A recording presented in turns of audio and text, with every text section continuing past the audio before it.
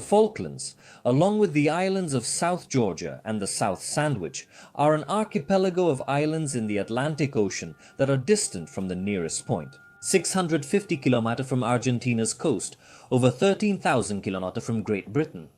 They have been the subject of territorial disputes between the two nations, culminating in the Falklands War in 1982.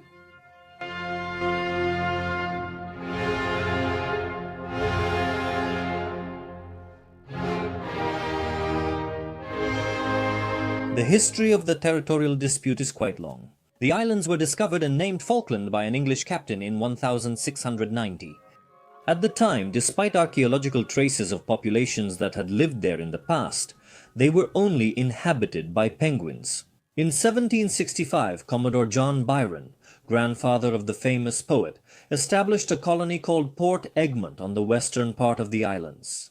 Only that, unbeknownst to him, the French had established their own colony on the eastern part of the islands the previous year, and the two settlements did not become aware of each other for several months, given the distance of more than 135 kilometers. A few years later, France sold the settlement to Spain, under some diplomatic pressure, which claimed sovereignty over all the islands. In short, telling the English to leave Spain.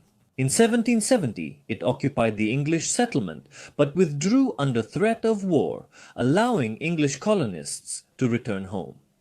In 1774, England had economic problems, and a small rebellion was starting in its North American colonies, and it abandoned the Falkland outpost as it could not afford to maintain it. In 1810, Spain, for similar reasons, left the islands. After this date, and at the end of the Napoleonic Wars, many whalers and sealers and others rebuilt a base on the islands to use as a commercial outpost to repair ships and to store supplies.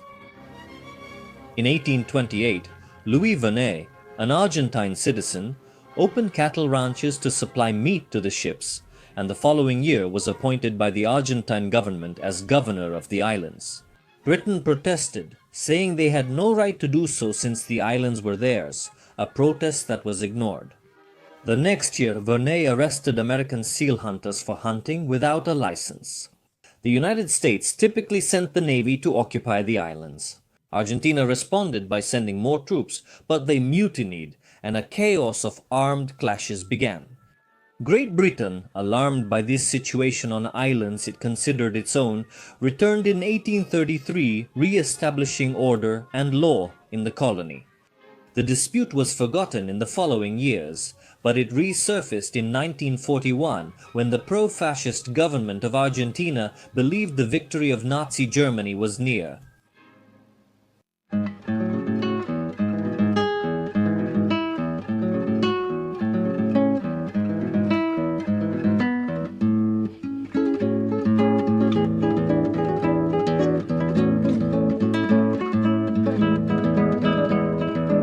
In 1965, Argentina managed to get a United Nations resolution approved, classifying the dispute as a colonial problem, but negotiations with Great Britain failed.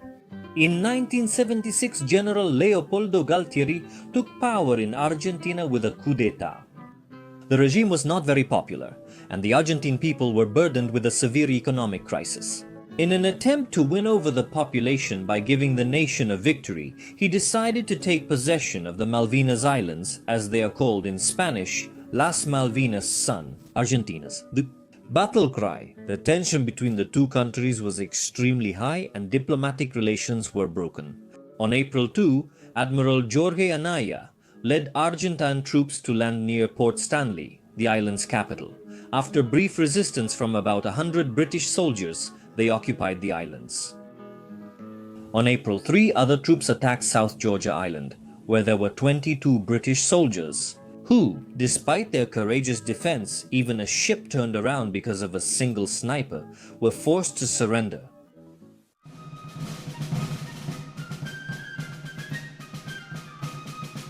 World public opinion was quite divided. In the post-colonial era, this dispute reflected English pride and a desire to retain sparsely populated islands. Margaret Thatcher, the British Prime Minister, disagreed. This incident could be the end of her political career. Indeed, she was behind in the polls, but she decided to respond with force. The Iron Lady earned her nickname here, showing great decision-making and leadership skills throughout the course of the conflict crisis. A war cabinet was formed and British Navy and troops began departing for the other side of the globe. A total of 127 ships were assembled. 43 were combat ships, including 2 aircraft carriers, and the rest were support vessels like transports, troop ships, and oil tankers. On April 19, Her Majesty's ship Conqueror reached the operations area. The English first decided to retake South Georgia for 2 reasons. First, to have a support base for the subsequent invasion of the Falklands. Better defenses, and second, because it would have had a significant moral impact on both sides. The Argentine garrison on the islands offered little resistance. During the fighting, an Argentine submarine supplying the garrison was also badly damaged, and they ended up surrendering on April 25th. Following the surrender, the following message was sent to Great Britain.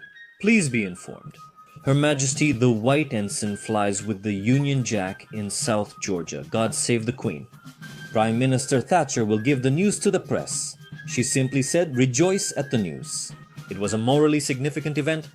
The British Navy, which for centuries has maintained security and order in the Empire, was up to the crisis.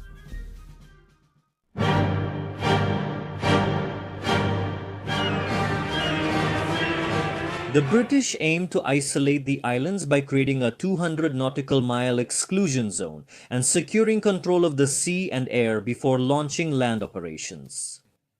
So aerial clashes began with British bombings of the Falkland airports, which, while not causing substantial material damage, highlighted the vulnerability of the installations to an English attack, thus forcing the Argentine planes to be transferred to the mainland, from where they would operate for the duration of the conflict.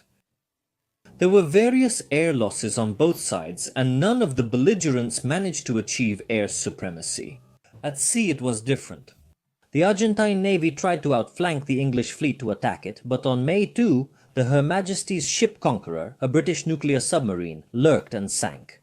The old cruiser General Belgrano. Key controversies include the event happening outside the exclusion zone and the ship returning to port, but at the time it had a huge impact on the conflict. Strategically, because the Argentine Navy gave up operations against the English ships and returned to port, given the vulnerability caused by the technological gap. A modern nuclear submarine had sunk a ship built during World War II. Psychologically, it was a terrible impact for the Argentines, because 323 sailors died, almost half of all Argentine victims of the conflict. The English ships remained exposed to numerous Argentine planes, and 2 days later, the Her Majesty's ship Sheffield was hit by an Exocet missile launched by the Argentine Air Force, sinking with the loss of 20 sailors. In total, during the war, the English will lose 7 ships sunk or severely damaged, all due to enemy air action.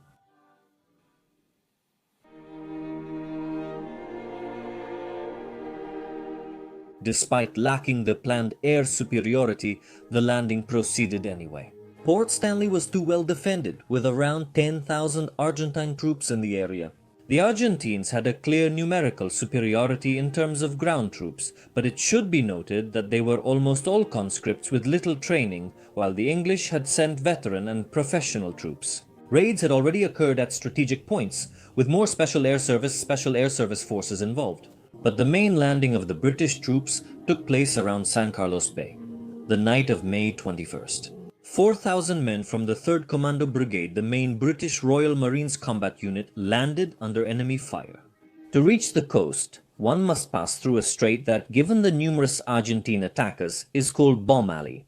A bridgehead was established the next day, while the Argentine attacks continued, which, despite having little effect on the troops, sank 3 British ships, particularly a cargo ship with a valuable load of helicopters that were to be used for transporting troops to the islands.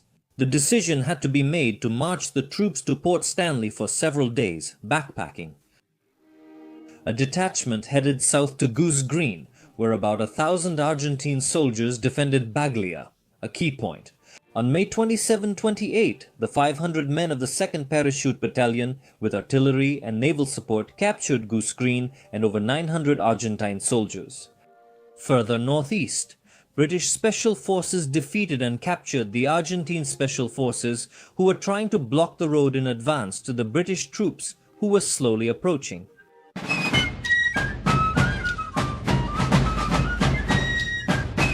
The Argentine defense of Port Stanley was roughly focused on two lines anchored to Mount Longdon, Mount Two Sisters, Mount Harriet, and finally the last one before Port Stanley, Mount Tumbledown.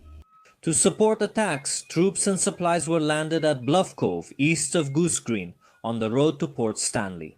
The English planned to do it at night, but made several errors. The operation extended into the day and was noticed by the Argentine Vision, which immediately attacked. It was the single biggest English loss of the war. 2 landing ships were hit, with the loss of 56 lives and many injured.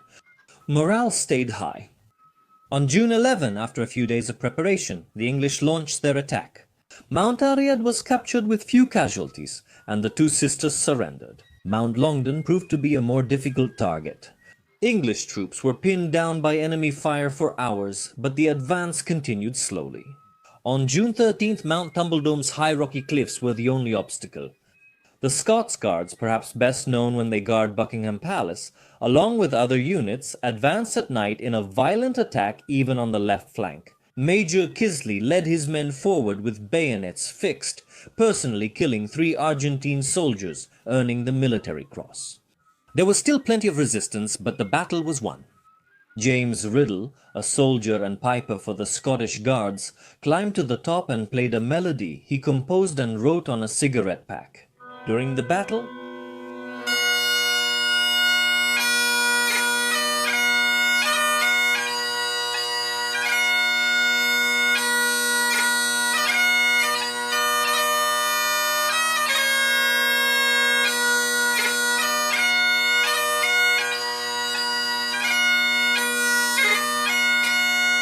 the scene made a deep impression on the English soldiers, and the March the Craigs of Tumbledown Mountain is still often heard today during parades. After 74 days of war, hostilities ended with 255 English and 649 Argentine military personnel, and 3 Falklands civilians dead. The government of Margaret Thatcher became extremely popular and won the elections the following year. On the other hand, the military junta in Argentina lost all power, and with the 1983 elections, it returned to being a democracy.